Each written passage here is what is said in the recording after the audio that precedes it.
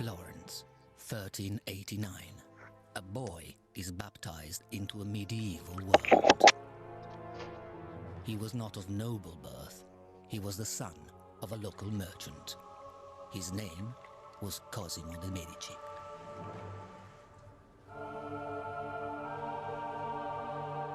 From humble beginnings, his dynasty would seek power and influence, and not stop until they secured the papacy itself. Theirs was a world where power came at a price.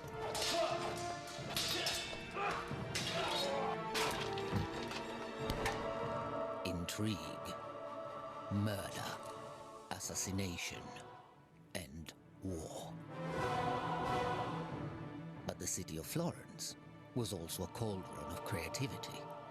And for the greater glory of the family, the Medici would protect and pay for the greatest artists and thinkers of their age.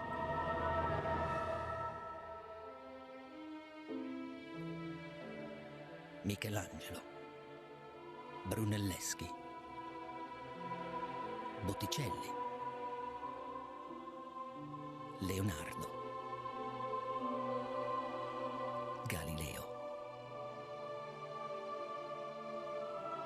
An explosion of ideas which would shatter the medieval world and resonate through the centuries in a single phrase.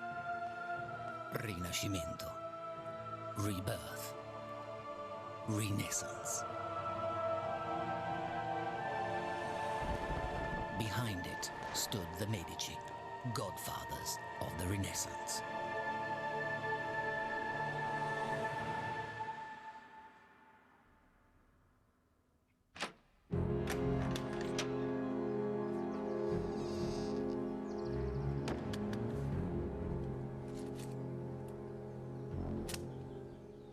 At the dawn of the 15th century, an illicit trade had begun. Men scoured Europe in search of treasure. Somewhere in the confines of the Holy Church lay their prize. Not the jewel-encrusted relics or sacred icons of medieval Christendom.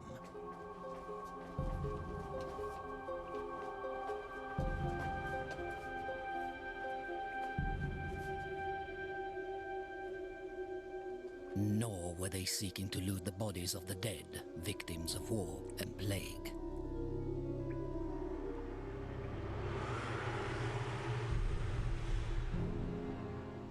But hidden in the darkest vaults of the church lay a prize far older and more precious, and sometimes far more dangerous.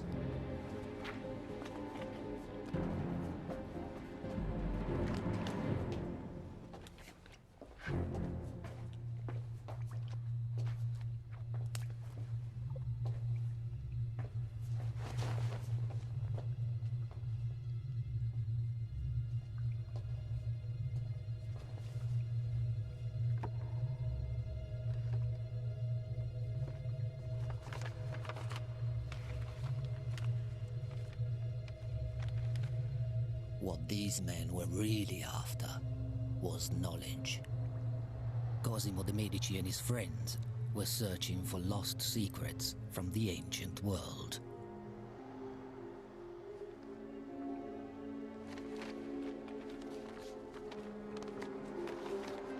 The shared feeling at the time was that the achievements of the classics in many fields, from philosophy to architecture, from rhetoric to sculpture, were unsurpassed.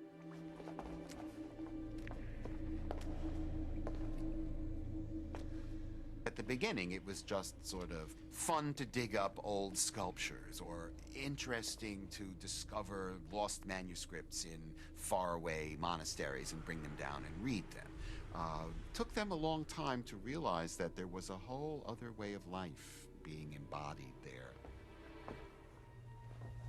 So there's this sense of excitement about the past, but it's also dangerous.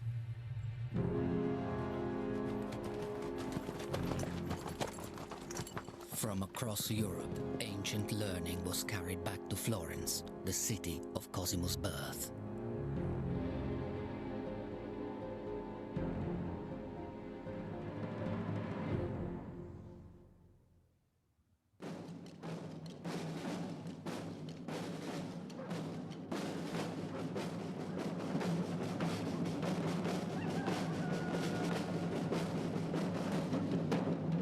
Florence, in the year 1400, was a city unlike anywhere else in Europe. This major trading center, at the heart of Tuscany, was a republic in which powerful families vied with each other for political control. Florence was the place to be. As we all know, every age has a place. In the late 19th century, it was Paris. In the late 20th century, maybe it was New York. At the turn of the 14th and 15th centuries, it was Florence.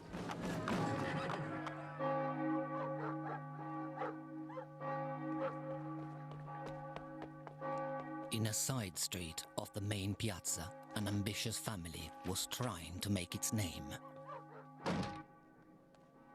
The Medici Bank was a small-scale operation run from the back room of a wool shop.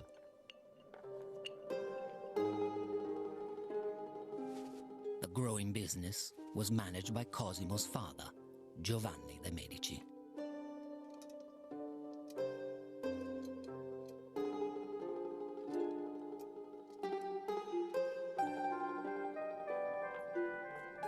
Giovanni had risen from rural poverty through a combination of aggressive salesmanship and financial caution.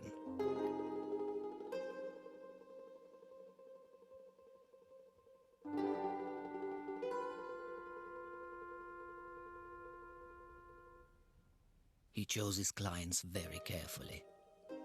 It wasn't just profit he valued, it was loyalty. This is a society in which, for your guarantees of protection, you look to a man, and he is your patron, and you are his client, and all the other people associated with him are your friends, so that you can achieve almost anything with this web or network of friends of friends. Baldassare Cossa was a former pirate who had embarked on an alternative career in the church. Now he had ambitions to enter the Vatican, even to become Pope himself.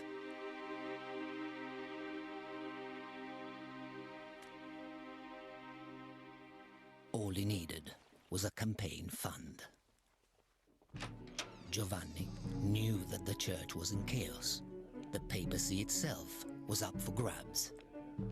With enough money, even Cossa stood a chance of success. Giovanni dared to back the unlikely outsider. The Medici prepared a lavish loan. It was an enormous gamble for their local business. The family supported Cossa all the way up the ladder of the church, from priest to cardinal. And then the bet with the pirate finally paid off.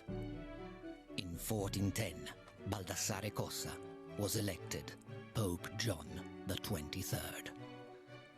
And the first thing he did was remember his friends, the Medici. The new pope needed a bank he could trust.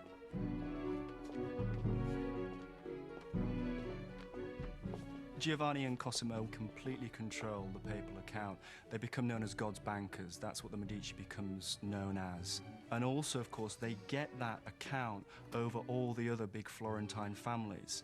So they've made it. They've finally arrived. With their sudden leap in status, the Medici joined an elite group of powerful Florentines. But, like all the leading families of the day, they would become transfixed by their city's humiliating failure. For over 100 years, a great, unfinished cathedral had loomed over Florence. The original planners had been overly ambitious.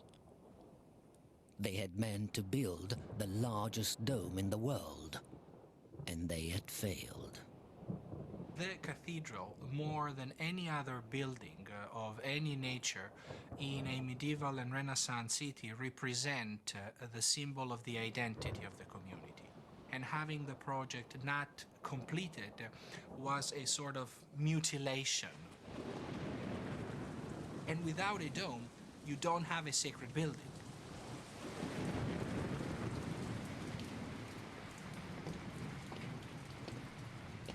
All contemporary building knowledge had been exhausted.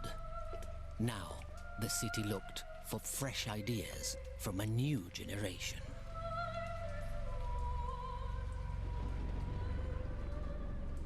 Cosimo de' Medici had grown up in the shadow of the cathedral. Now, he and his father stood on the threshold of civic power.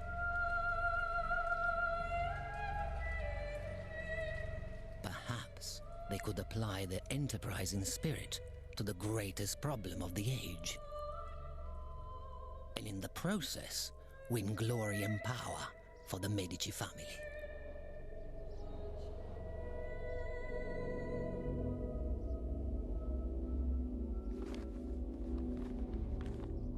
The search for a solution to the problem of the dome led men to study the achievements of the classical past. Scholars like Cosimo knew it would take an unconventional mind to decipher the tantalizing clues. Through the streets of Florence roamed just such a man, a self-taught genius obsessed by the mysteries of the ancient world. His ideas were difficult to understand. His name was Filippo Brunelleschi.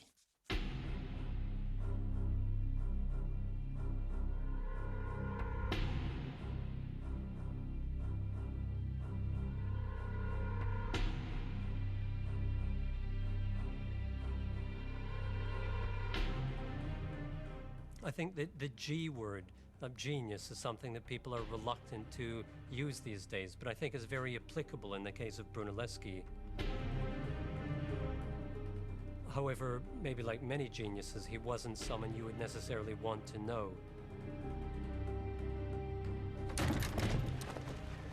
Brunelleschi's style was unorthodox, and he gained him few friends.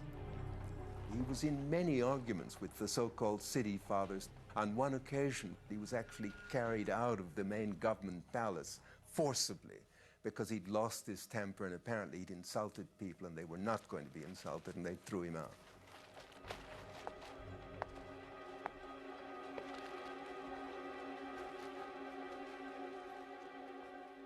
But the family, who had sponsored a pirate for a pope, were not daunted by the temper of a maverick architect.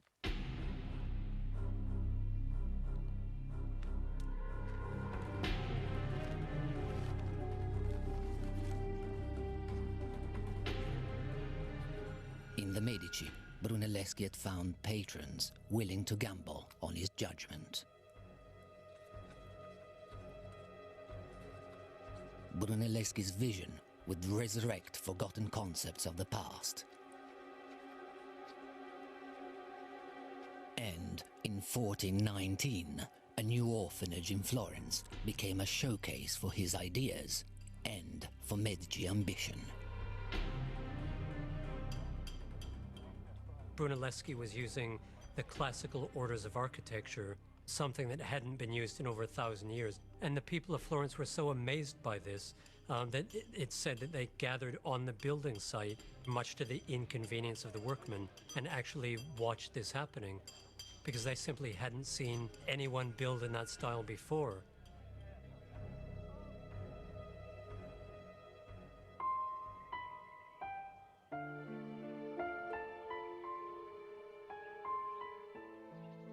This was the first time true columns had been used for structural support since the days of ancient Rome. Out of Brunelleschi's turbulent mind had come a vision of classical simplicity. he would spark an architectural revolution across Europe.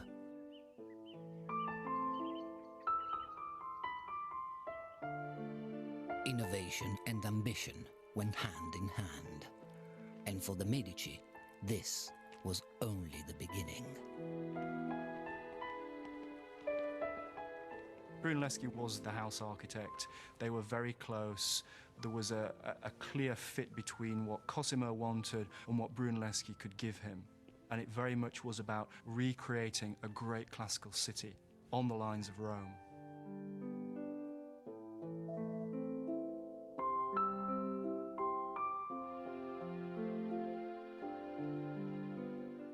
The Medici family did the sorts of things that every ruling family did. You try to get power by various public and private dealings, and then you try to promote your image to the rest of the world through art and literature and having people write about you, being a patron of things that can serve your ends.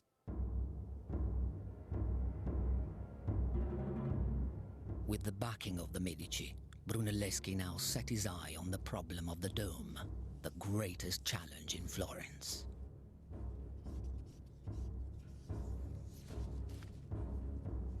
Brunelleschi set to work. Cosimo would publicly support him.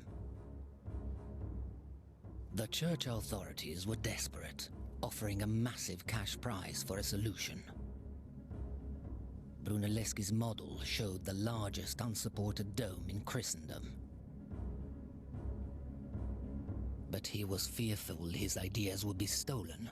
He wrote his calculations in code and refused to explain the details of his plan.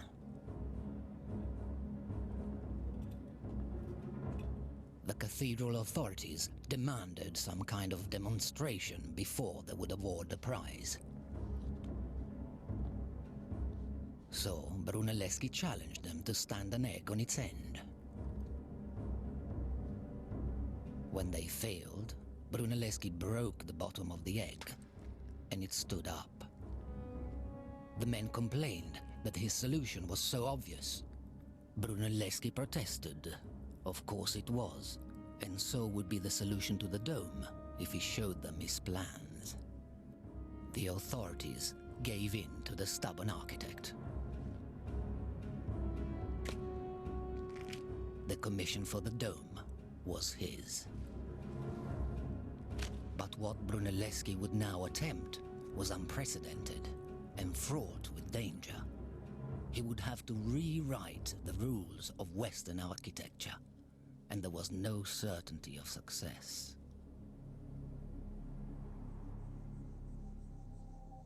For inspiration, Brunelleschi turned to the greatest civilization of the ancient world. And in Brunelleschi's wake came Cosimo, the papal banker, anxious to see things for himself. In ancient Rome, men had constructed architectural marvels. Buildings such as the Pantheon, the House of the Gods, the largest freestanding dome in the world. One of the most fascinating buildings in ancient Rome was definitely the Pantheon. It was one of the most fascinating buildings in the collective imagination of the Western world for a long time. It was really something to be absorbed and assimilated in order to appropriate the techniques of the building, but also the spirit that the dome was expressing. Brunelleschi saw valuable clues in the Pantheon's design. He wanted to discover not only the proportions of it, but also the nuts and bolts of how it was built.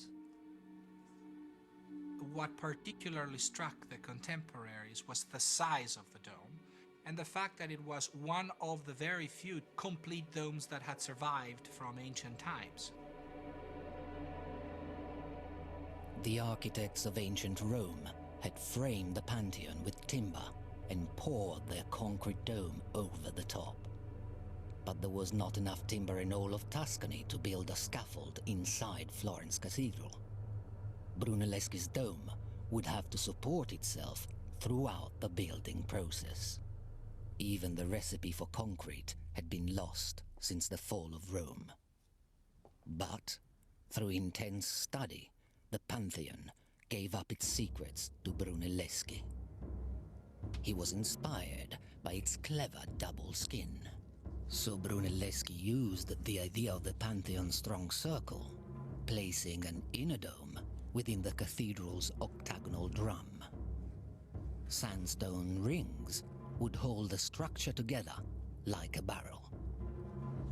It was an ingenious and completely original idea.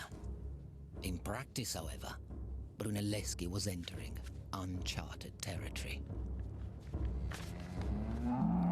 When Cosimo returned to Florence, work on the dome had begun.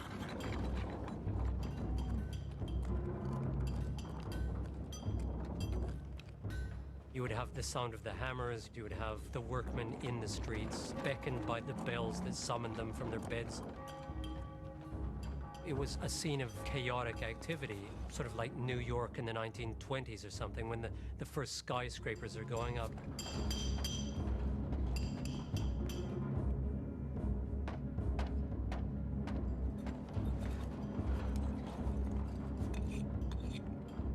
Brunelleschi came fresh to building sites with his own ideas. The workers ate their lunches up on the dome because he didn't want them descending in the middle of the day to go and have their lunch, because then they would be exhausted by the time they got back up the 350, 400 odd steps. But he also served wine to them because that was really the drink that you had in Florence, much safer than water.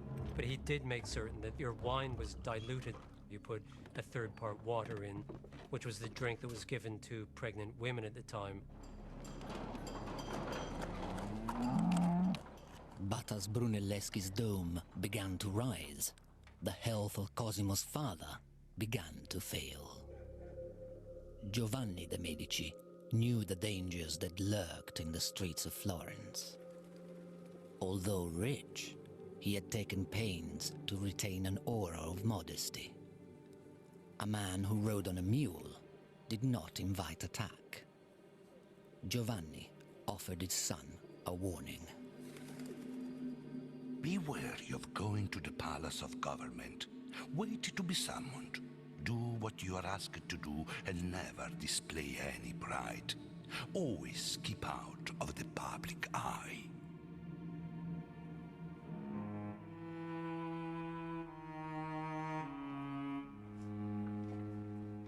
In 1429, Giovanni de' Medici died. The city of Florence mourned a modest patron. But Cosimo de' Medici had lost his guide and mentor.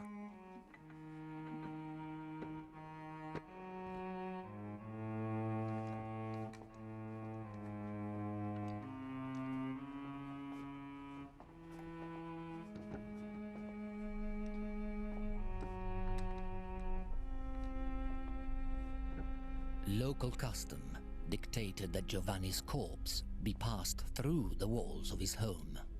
The wall was then sealed behind him.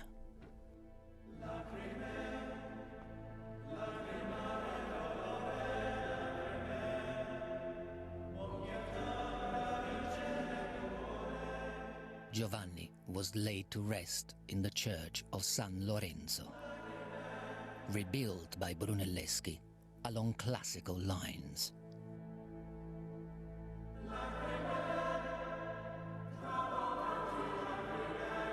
It was now a magnificent temple to the Medici family.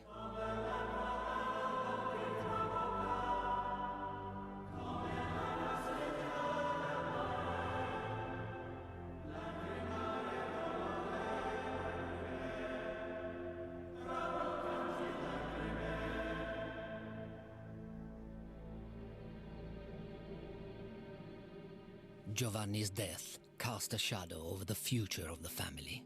Now Cosimo had to assume his father's role.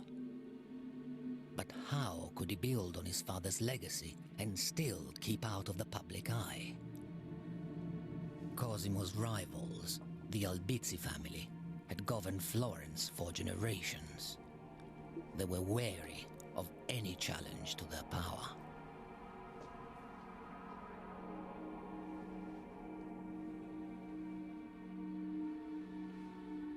If the Medici and their followers have more authority, the Albizzi and their followers have less authority. Both parties can't win. One party has to go. A battle between rival families would endanger not just the future of the Medici dynasty, it would threaten to drag Florence back into the world of the Middle Ages.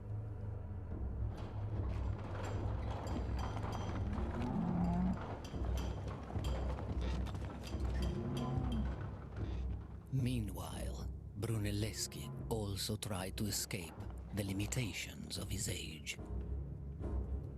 Brunelleschi was not only an architect, he was an engineer. He had to solve enormous logistical problems when he was building the dome. Foremost among the problems was how to raise sandstone beams weighing 1,700 pounds, 250 feet in the air. What he devised was unprecedented in the history of engineering. Oxen had great strength, great stamina, but you could not make them walk backwards for more than a few steps. So what Brunelleschi devised was a way of reversing a gear. So he could raise a load several hundred feet in the air, change gear, and then bring the hook back down so that the oxen only ever walked counterclockwise or clockwise, whichever he wanted.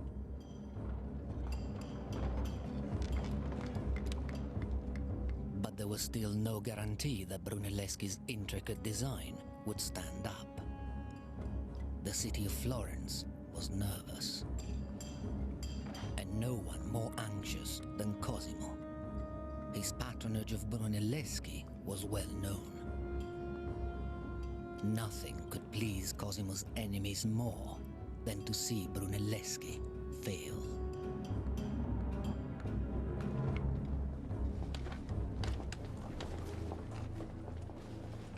As Cosimo's wealth and power increased, so did the resentment of the ruling Albizzi family. They were losing their grip on the government of Florence. Sensing the danger, Cosimo transferred vast sums of money out of the city and made sure his family was safe. Florence is always constructed around large, powerful families. They run the city. So for families like the Albizzi, for the Medici to suddenly get ahead in this way is absolutely devastating. And so this is a crucial moment where the infighting gets actually quite nasty.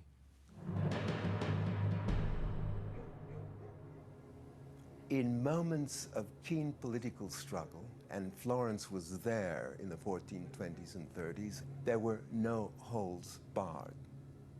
You bribed, you killed, you intimidated in order to win friends and influence people. On the 7th of September, 1433, Cosimo was summoned to the Palace of Government.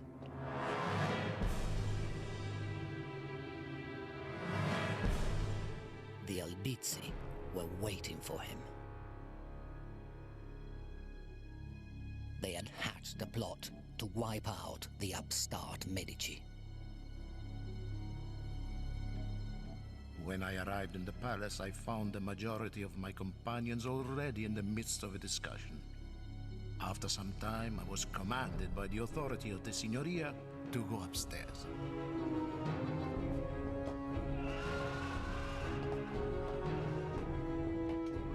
Cosimo was now in grave danger. Even the family's trusted consigliere had been tortured to uncover evidence against the Medici.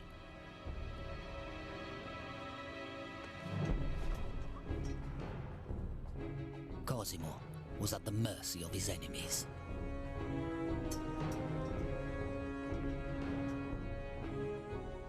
I was taken by the captain of the guard to the cell known as the Barberia.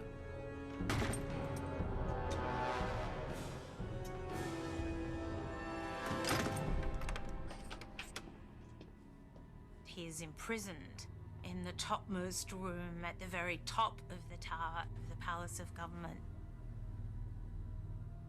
He thought he would be flung to the ground. That was his first fear, that he would just be pushed out the window, because this happened quite a lot in this period. And his entire family was terrified that they'd never see him again.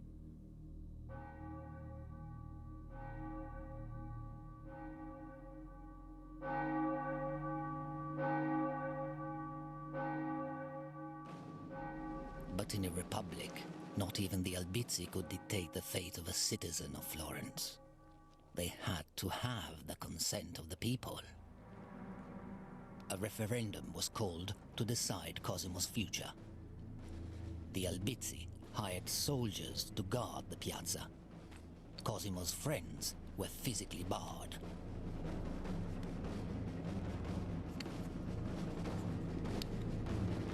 Cosimo was accused of treason against the city and her people.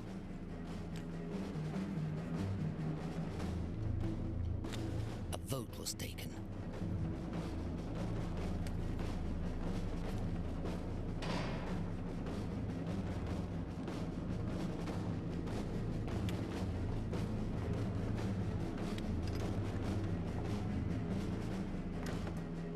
Cosimo was found guilty. Now, he faced execution.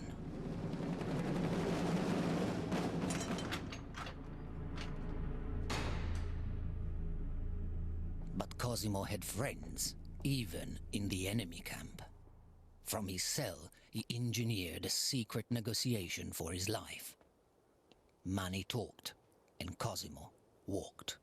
Probably the reason why his life was spared was because, as he says in his own memoir of the event, that he paid his jailers a hefty bribe to let him out. They were not very bold. They could have had 10,000 or more for my safety.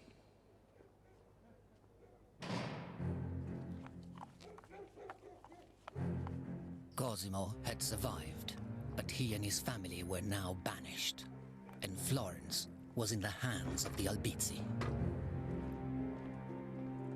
No friend of Cosimo was safe. Brunelleschi himself was thrown into jail, and work on the dome was abandoned. But life in Florence without Cosimo wouldn't be easy. The Medici Bank had funded most of the city's commercial activity. Florentine business soon ground to a halt. Cosimo's supporters begged him to return and retake the city by force, but Cosimo remembered his father's advice. Wait to be summoned. Cosimo waited. He knew that without money, the people of Florence would soon tire of the Albizzi. He was right. Within a year, the Albizzi had lost control of the city and turned on the people themselves. They attacked the Palace of Government, but were held off by the captain of the city guard, a loyal friend of the Medici.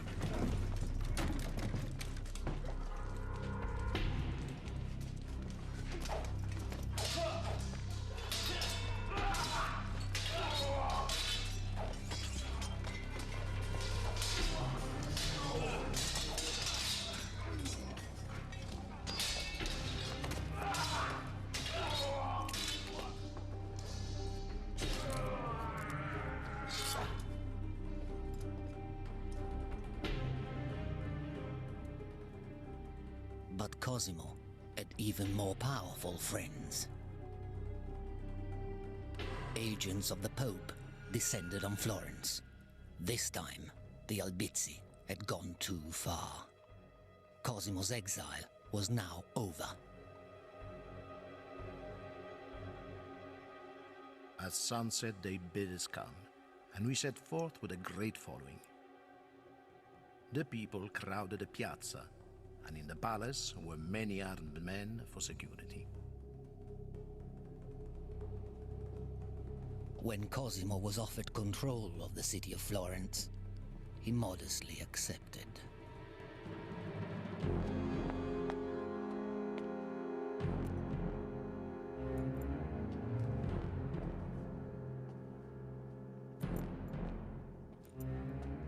Revenge on the Albizzi was selective, but severe. Cosimo preferred plain and simple gestures. A loss of good face was a badge of public humiliation, a public threat to all challengers. The Medici were back in business.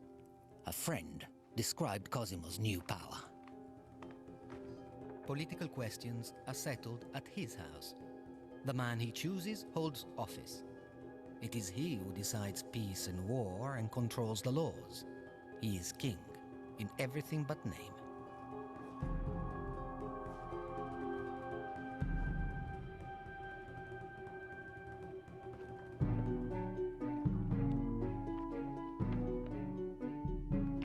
Money began to flood back into Florence.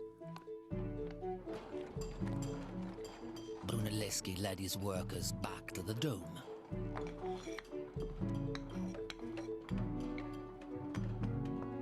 And the Medici Bank continued to grow. It was basically under Cosimo that the bank expands from this really powerful, solid base. But where the money was diversifying internationally in having branches from Barcelona to Bruges to Cairo. On behalf of the church, the Medici Bank collected money from every parish in Europe. No one was exempt, and Cosimo's agents threatened excommunication from the church to those who were slow to pay up. The Pope himself opened a huge credit line with the Medici, enough to buy 10 palaces. The Medici Bank was now the most profitable business in Europe. But wealth had never been enough for Cosimo. He began to commission the finest craftsmen of his age. Cosimo developed a strategy in spending money in such a way that wealth would be transformed into prestige and power.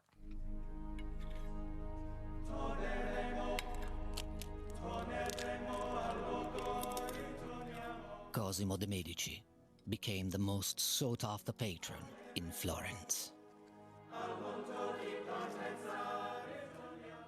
Cosimo spent 600,000 golden florins in patronage, which is 6 times the total state entry for 1 year. Patronage is great for the production of art, but totally irrational from an economic point of view. Patronage is a political strategy.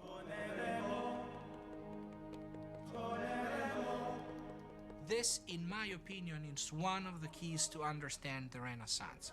This high political competition expressed through patronage in a city with those art potentialities gave birth to an art market that has no equivalent elsewhere in Italy at the time.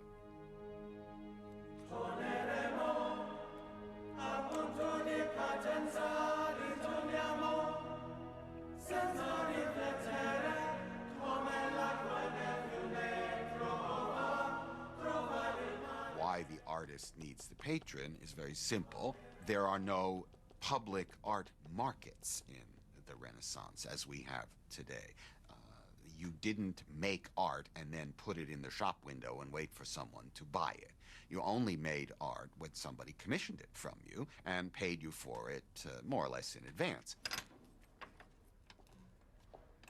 But sometimes, as Cosimo discovered, payment alone didn't guarantee results.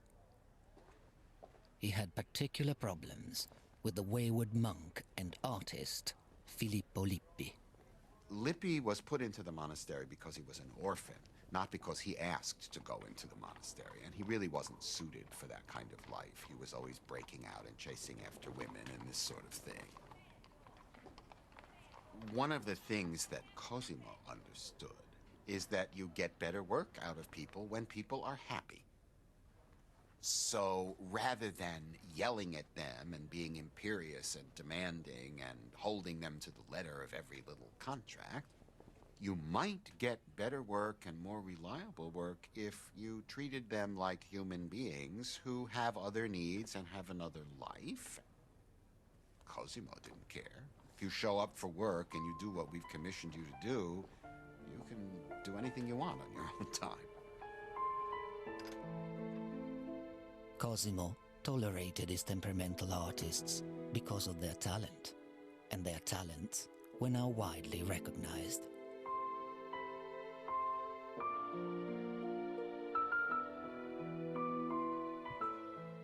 You have to be difficult as an artist in these times because you are under a lot of pressure. 70% of the Renaissance artists were active in Florence at the time. Though there are a lot of patrons, there is a lot of money available. Not all of the projects would grant the same kind of dignity and visibility to the artist, who has to self-promote himself and who has to achieve certain standards of credibility and fame in order to be able to be put in charge of the best projects. The man working on the best project in Florence was Filippo Brunelleschi, and he continued to break boundaries of conventional understanding. He simply saw the world as no other man had. In 1434, Brunelleschi unveiled a new technique that radically changed Western art. He invented perspective. Brunelleschi developed linear perspective, which allowed pictures to create the convincing illusion of a three-dimensional space, where Gothic art is primarily flat, to represent objects as three-dimensional, rounded, solid forms, imitating the appearance of the natural world. Perspective revolutionizes everything. It revolutionizes art, but then of course it revolutionizes how we see completely. It creates a modern way of looking, but it begins in the 15th century, and it very much begins under Cosimo with Brunelleschi. Cosimo had broadened his circle of radical friends. Amongst his favorites was a notorious sculptor, Donatello. Cosimo had a kind of fondness for Donatello. They really were very close friends. He used him for a lot of projects, but it was closer than that. It was really a kind of personal loyalty. But Donatello's talent came at a price. His violent temper. He was known to smash his own creations rather than to sell to an unappreciative client. There were incidents where Donatello would be snubbed by other people, or snide remarks would be made. And Cosimo went out of his way to show that he was still friends with Donatello and that he didn't care about these sorts of minor personal matters, that this was basically an honest, upright, talented individual who deserved to be treated with the utmost respect. Cosimo was one of the few friends Donatello trusted, and Cosimo had commissioned a truly radical work of art. Donatello's David was one of the most revolutionary works of art in the 15th century because it was the first time since the ancient Romans that anyone had tried to make a freestanding bronze sculpture of a nude man. The helmet that's on the ground that David is standing on with Goliath's head in it as a symbol of victory has a long feather attached to the helmet that goes all the way up the thigh of the David, and you can read that as a kind of erotic caress.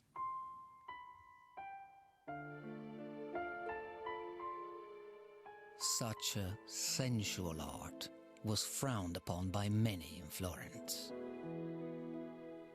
Donatello's David is on the edge because Florence, more than any other city of the Renaissance, was associated to sodomia, sodomy, and homosexuality. And there have been 14,000 people tried by the Florentine tribunal in the 15th century for having committed the crime of sodomy. So he was really playing with something very dangerous.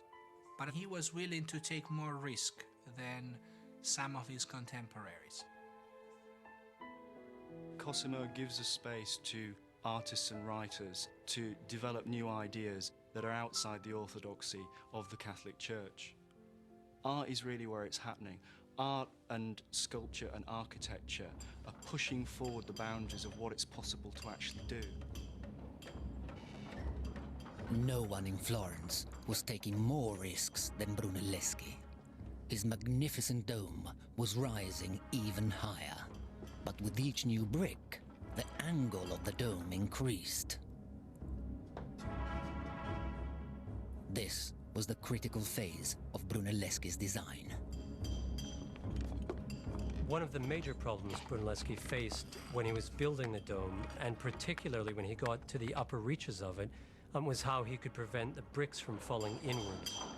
What Brunelleschi did was to insert bands of vertical brickwork to tie the horizontal courses to these vertical ones, which were keyed to courses 5, 6 rows beneath that, where the mortar had dried. Brunelleschi's herringbone design was untried and untested. The slightest miscalculation could result in catastrophic failure. It would have been a disaster, but I would say not as much a disaster in terms of not completing an architectural project, but a disaster in failing in producing the most grandiose symbol of Florentine pride ever.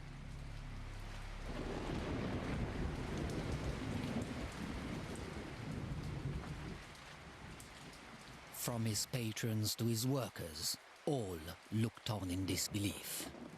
Brunelleschi had to prove that he was right. Brunelleschi was a very hands-on person. Not only did he inspect many of the bricks that were used and send consignments back if they weren't quite up to snuff, he also actually laid some of the bricks himself.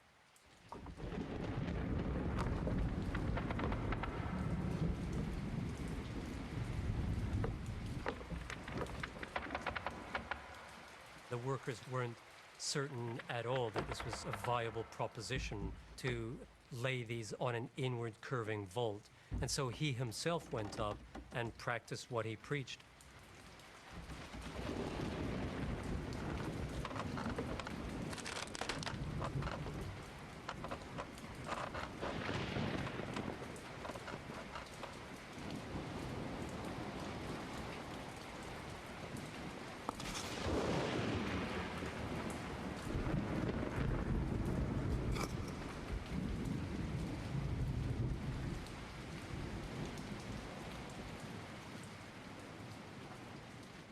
The genius of Brunelleschi had defied all doubt and danger.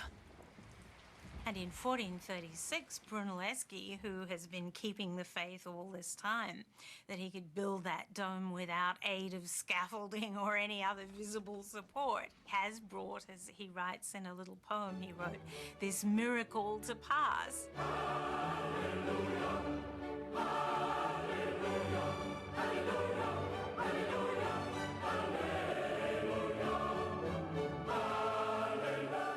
This great achievement had mirrored the rise of the city's most powerful family. And now it towered majestically over the city of Florence, the greatest architectural feat in the Western world.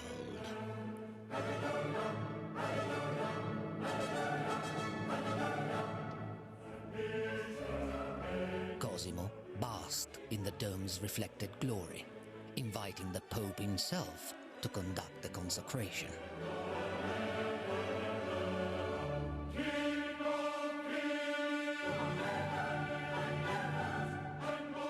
If Cosimo could have looked into the future, he would have seen the story of the Renaissance unfold on the ceiling of the dome itself.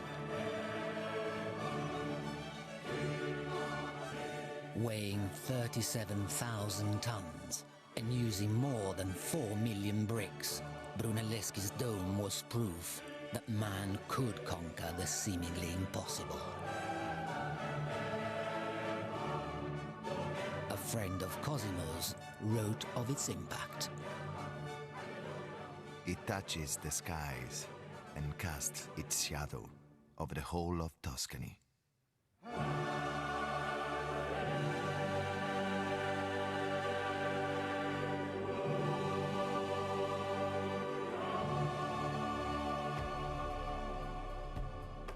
Cosimo was quick to capitalize on the triumph. He planned a dazzling international spectacle, the Council of Florence. It would be a global showcase for the magnificent new dome and a celebration of Florentine art and culture, which had blossomed under Cosimo de' Medici. The council brought together the greatest mix of thinkers, artists, merchants, and churchmen that the world had ever seen. News quickly spread of the birth of a new Rome on the banks of the river Arno. In the streets and in the piazzas, the cultures of East and West were brought together, and bankrolling it all was Cosimo de' Medici. The most interesting thing he does is pay all the travel expenses of all the people from exotic places like India and Ethiopia. Messengers are sent out to call people from these far distant lands which are literally mythic to the Florentines. They're the stuff of legend. Cosimo's guests gazed in wonder at an explosion of art and culture in the shadow of Brunelleschi's dome. Cosimo was thrilled. He set up public lectures on Plato. It was just the best thing possible. And of course, it also gave him this great political cachet. It was the culmination of everything he'd ever wanted.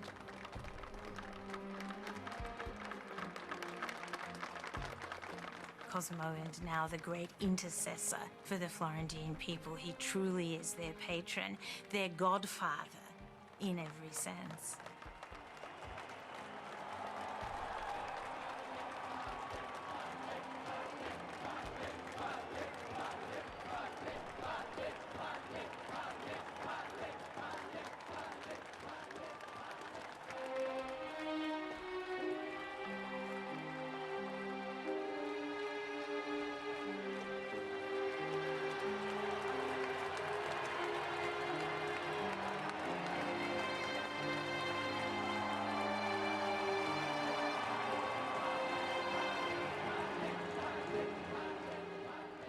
Cosimo had overseen the triumph of his city, but at heart, the godfather of Florence remained a cautious man.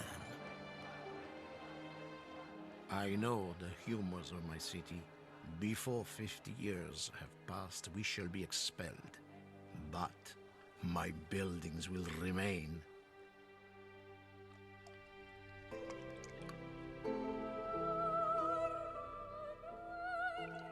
In his final years, he baptized and then buried both a son and a grandson.